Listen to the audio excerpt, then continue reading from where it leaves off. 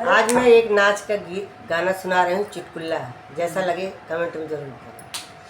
अरे पिया मोर लंबा मुनक्का गोल गोल सैया मोर लंबा मुनक्का गोल गोल सैया मोर लंबा मुनक्का गोल गोल सैया मोर लंबा मुनक्का गोल गोल ससुर मोर कोईरी कोईरान करई रोज ससुर मोर कोईरी कोईरान करई रोज रोज भटवा बा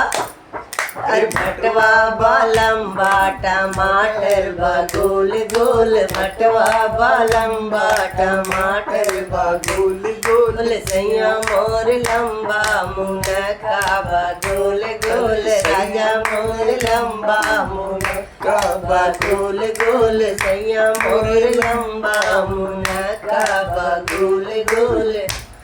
अरे जेठवा मोर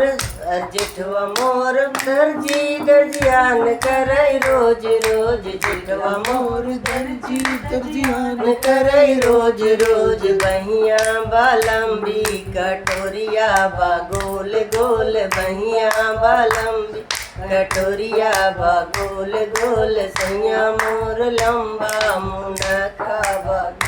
गोल सैया मोर लंबा मुनक्का बा गोल गोल देवरा मोर अरे देवरा मोर डॉक्टर दवाई देला रोज रोज देवरा मोर डॉक्टर दवाई देला रोज रोज सुइया बालंबी टिकियवा बा गोल गोल सुइया बालंबी टिकियवा बा गोल गोल सैया मोर लंबा मुनक्का बा गोल गोल सैया मोर